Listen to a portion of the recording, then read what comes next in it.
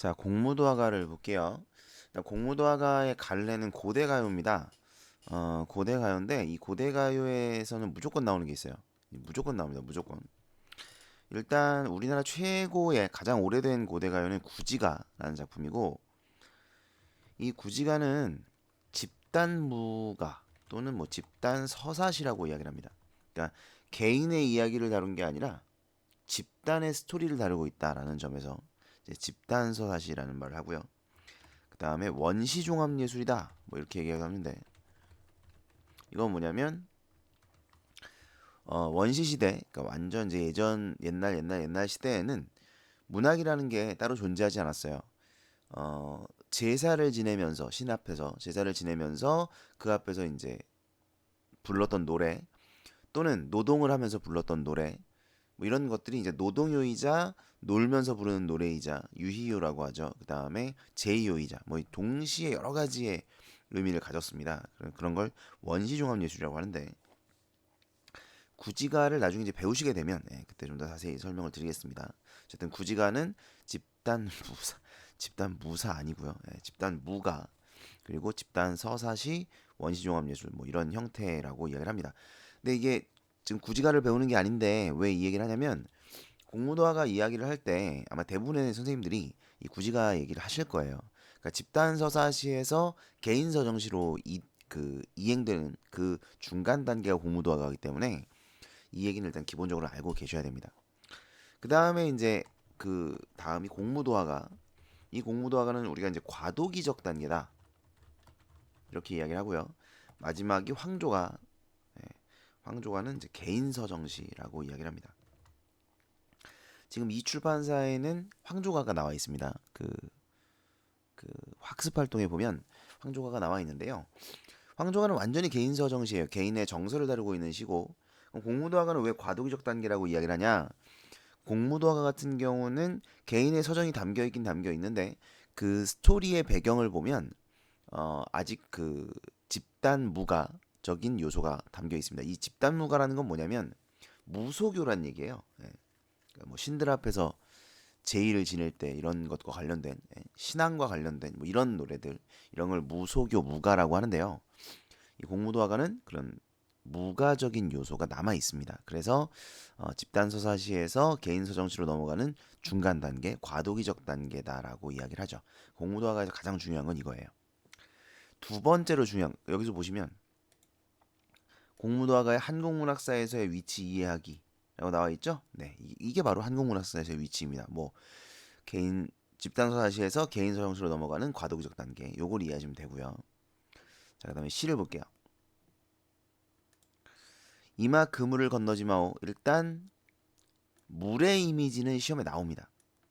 네, 물의 이미지는 무조건 시험에 나와요. 무조건 시험에 나오는 두 가지 중에 하나가 첫째가 공무도화가의 한국문학사에서의 위치, 두 번째가 물의 이미지입니다.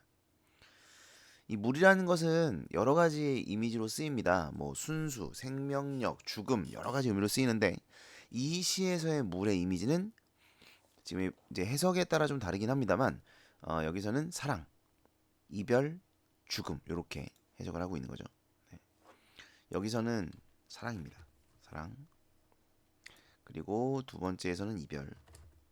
그리고 세 번째에서는 죽음. 이렇게 보시면 돼요.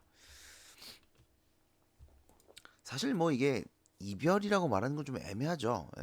사랑이라고 말하는 것도 저는 좀 애매하다고 봅니다. 근데 모르겠어요. 어떤 분이 최초에 이제 이렇게 뭐 논문을 쓰셨거나 뭐 해석을 하셨겠죠. 그러니까 이제 다 그거 따라가지고 해석을 하고 있는 거고 말이 안 되는 건 아니니까.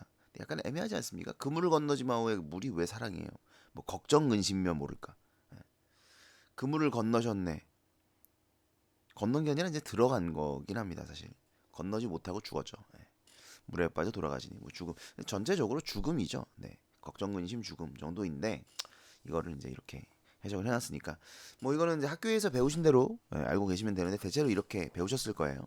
사랑 이별 죽음으로.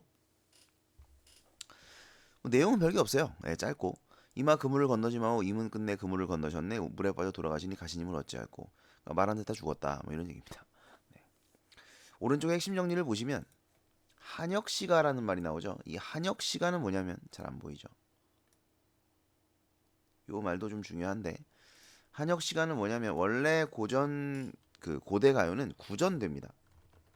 구전되다가 한자로 번역되어 왜 이러죠?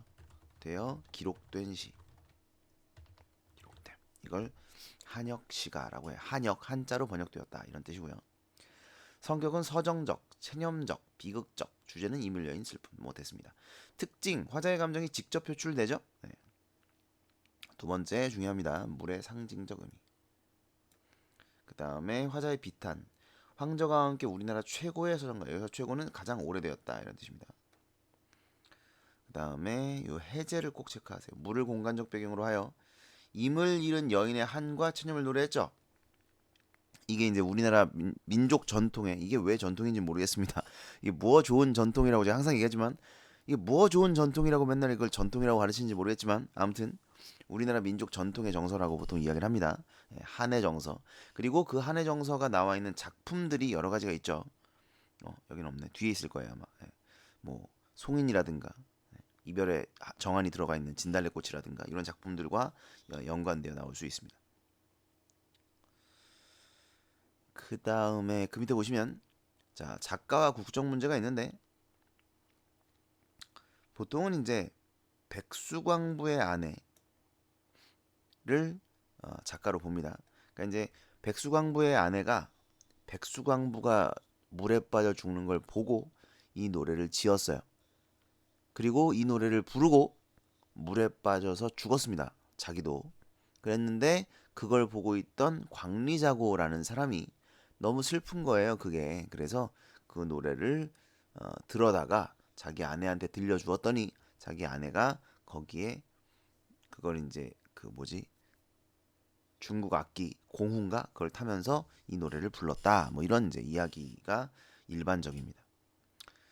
여기 보시면 뭐 광리자고의 아내인 여우기 작가라는 견해도 있다. 뭐 어쩌고 저쩌고 뭐 중국의 작품이랑 견해도 있다 그랬는데 뭐 됐고요. 네.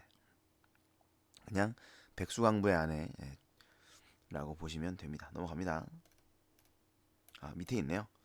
공무도화과 관련된 작품들 요거는 꼭 체크를 해주셔야 됩니다. 정지상의 송인, 특히 정지상의 송인은 물의 이미지를 가지고 있기 때문에 같이 보셔야 돼요. 서경별곡, 이 서경별곡도 뭐 물의 이미지가 있지는 않습니다만 물이 나오긴 나오죠. 대동강에서 이제 대동강 물에서 사공이 임을 태워가죠. 그래가지고 이별을 하는 거기 때문에 어쨌든. 근데 여기 보시면 이별을 대하는 태도에서 차이를 보인다 그랬는데 서경별곡은 사실 어떤 작품이랑 갖다 놔도 다 차이를 보이는 게 쟤는 적극적이에요. 가시리, 진달래꽃 이런 작품들이 이별을 대하는 이별의 정한이 드러나는 그런 작품들입니다. 네, 넘어갈게요. 그다음 자 학습 활동을 보시면 공무도화가를 감상하고 다음 활동을 해보자. 배경설화를 고려할 때 이 작품의 화자는 어떤 상황에 처해 있는가? 남편과 이별하고 있습니다. 남편이 죽어가고 있어요. 사실 안 죽어도 되는데 지가 굳이 들어가 죽는 겁니다. 네. 됐고 2번 했고 3번을 보세요. 요게 중요하겠죠. 황조가 아까도 말씀드렸지만 황조가는 개인 서정시예요. 개인 서정시. 개인의 서정이 어떻게 드러나는지를 보세요. 일단 헐헐 나는 저 꾀꼬리에서 이 꾀꼬리는 제가 연과정 할 때 무조건 말씀드리는 거죠. 이게 뭐예요? 객관적 상관물이죠? 네, 객관적 상관물입니다. 왜 객관적 상관물이냐? 화자의 처지와 대비되는 소재. 그래서 화자의 정서를 심화시키는 소재입니다.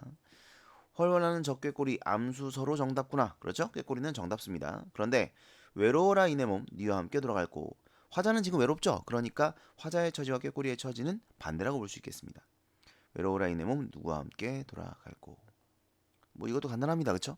근데 이거는 앞뒤가 전부 이제 그냥 정서와 관련된 내용이고 배경서라도 읽어보시면 뭐 무가거나 그렇진 않아요. 물론 이제 옛날 이야기를 배경으로 하고 있긴 합니다만 어쨌든 개인의 서정시를 다루고 있다. 뭐 이런 점에서 황조가라는 작품을 알아두실 필요가 있겠습니다. 꾀꼬리 객관적 상황을 알아두시고요. 그다음에 얘도 고대가요고 한역시가예요. 네, 똑같습니다. 구전되다가 한역되었고요. 밑에는 읽어보시기 바랍니다.